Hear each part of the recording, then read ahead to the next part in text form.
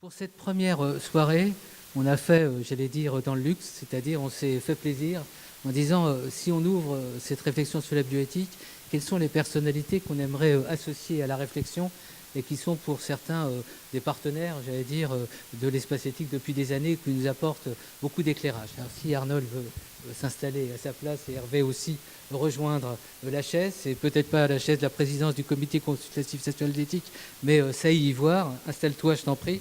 Donc on a choisi la formulation, et vous verrez qu'il y a différentes approches dans nos différentes initiatives, d'ateliers de la bioéthique sur le thème guérir, réparer, augmenter.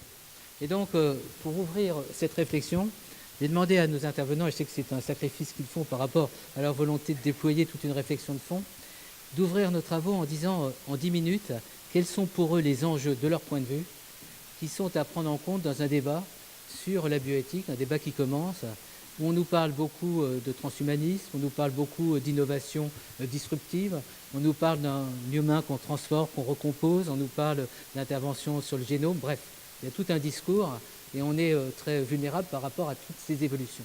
Et je vais donner la parole pour commencer à un chirurgien, c'est-à-dire à Maurice Mimoun, parce que finalement, spécialiste de la greffe, des grands brûlés, je me suis dit qu'il aurait la parole peut-être du médecin pour ouvrir ce débat sur des domaines sensibles où le geste humain, l'attention humaine a aussi encore une signification importante.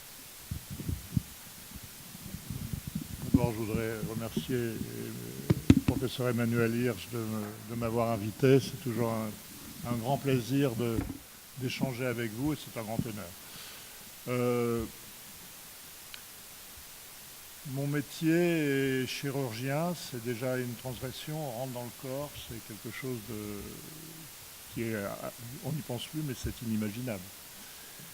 Et donc je suis chirurgien des brûlés, je suis chirurgien plasticien. Vous voyez, mon métier a aussi beaucoup de mots pour le qualifier, plastique, réparateur et esthétique. À la limite, on ne savait pas très bien comment le dire. Et en fait, nous avons un métier à la frontière de tous les plasticiens. D'abord, c'est une frontière parce que la peau, c'est la limite entre l'extérieur et l'intérieur. Je m'entends pas là. La peau, c'est la limite entre l'intérieur et l'extérieur. Et on est toujours en train de se poser la question de quel est le seuil, quel que soit le patient. Quel est le seuil? Et c'est pour ça que d'ailleurs mon premier bouquin, c'est l'impossible limite, parce qu'on est toujours en train de repousser cette limite d'une manière ou d'une autre. Faut-il le faire ou ne faut-il pas le faire? Que ce soit de la chirurgie esthétique, qui pose énormément de questions, c'est le début de la personne augmentée. Mais qu'est-ce que ça veut dire augmenter? Moi, je pense, parce que je réfléchissais là, quand tu m'as dit qu'il fallait que je parle, parce que je ne savais pas que j'allais prendre la parole, je pense que nous tirons toute notre force sur les augmentations que nous voulons faire de l'homme diminué. C'est l'homme diminué qui nous donne l'énergie de nous augmenter tous. Et c'est à partir de ces diminutions, et je dirais même plus que c'est l'homme diminué qui est augmenté. Ce que vous voyez, un amputé, un homme brûlé, un homme complexé, pour mettre le psychique, en regardant au centre également du débat, c'est de cette prise en considération de cette souffrance qui nous fait, nous médecins, réfléchir à comment nous pouvons réparer. Guérir, réparer, tu as dit le troisième thème, pardon ? Oui, augmenter. Augmenter, donc j'ai réfléchi aussi, ça veut dire quoi? Augmenter d'abord et guérir. Et ce qui m'intéressait dans le titre, c'est aux frontières de la médecine. Donc aux frontières, on est dans la limite. Alors quand Guilhem nous a déjà expliqué qu'une maladie, on ne savait pas très bien ce que c'était, où ça commençait, donc pour savoir où augmenter, il faut savoir quel est notre seuil à tous. On est tous différents. D'abord, est-ce qu'on veut se ressembler? Est-ce qu'on veut ressembler à l'autre? Est-ce qu'on veut être différent? Vous voyez bien que la chirurgie plastique, c'est très dangereux. Et si on n'a pas une réflexion éthique avant, parce que est-ce qu'on doit faire des clones? Est-ce que quelqu'un qui a une malformation, on doit absolument l'opérer? Est-ce qu'une femme amputée d'un sein, on doit lui redonner obligatoirement un sein? Non, c'est la parole de l'autre qui nous dit qu'il faut le faire ou pas. Dans la limite entre une petite anomalie, petite coquetterie que vous avez à une lèvre, une petite encoche qui est une petite anomalie, et une fente labiopalatine, où est la limite? Où est la limite? À quel moment devons-nous dire il faut? Et nous stigmatisons toujours l'autre. Les grands brûlés, les défigurés, qui est un terme dont j'ai horreur, parce que les brûlés ont une figure et un visage. Et pour qui nous prenons-on pour traiter l'autre de défiguré? C'est parce que nous les traitons de défigurés qui viennent se faire opérer, en grande partie. Parce qu'il y en a plein qui seraient restés comme ça. Mais si vous voyez un brûlé qui va passer ici, nous allons tous le regarder. Et en le regardant, ça lui est insupportable et il se fait opérer, alors pas uniquement pour ça, mais souvent, parce qu'il y a des problèmes d'identité, parce que nous le regardons.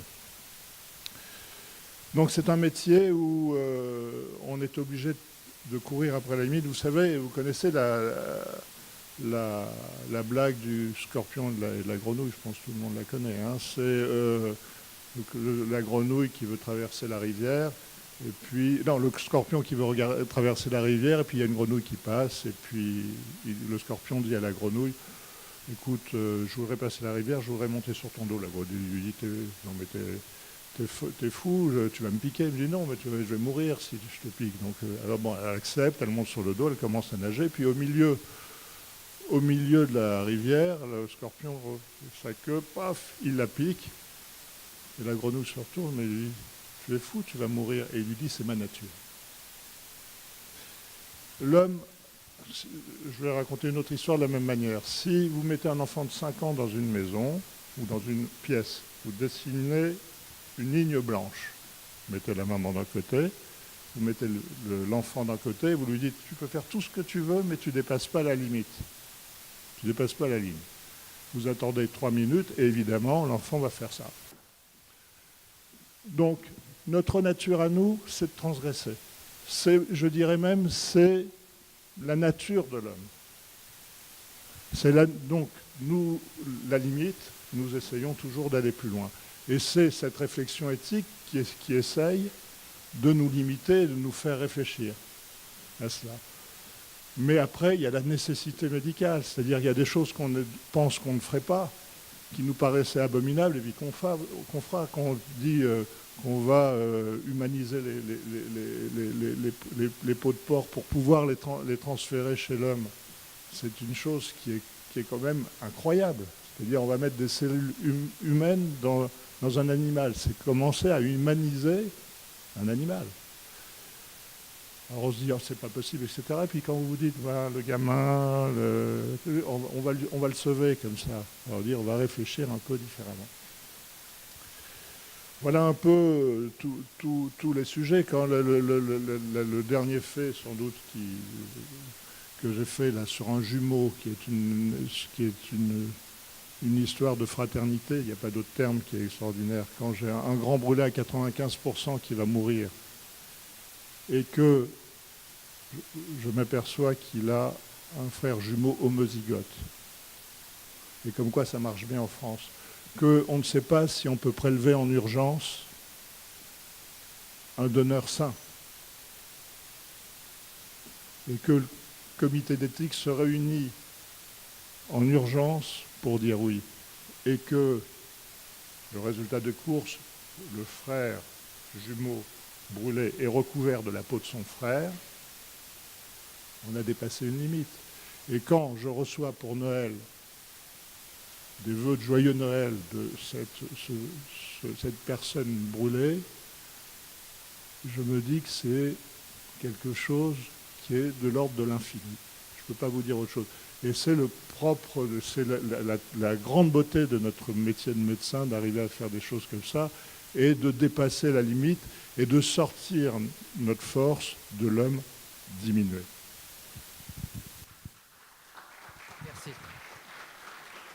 Et merci à Maurice Mimoun d'avoir situé les enjeux. Alors, Je vais pas on n'est pas dans une émission littéraire, mais je vous conseille savoir avec le sujet La mort peut attendre. C'est un très très beau livre sur la fin de vie, vous verrez, d'un ami de Maurice Mimoun qui va être dans une situation à solliciter son ami pour l'aider à mourir. Et c'est pas de la parole, c'est une intelligence de la situation.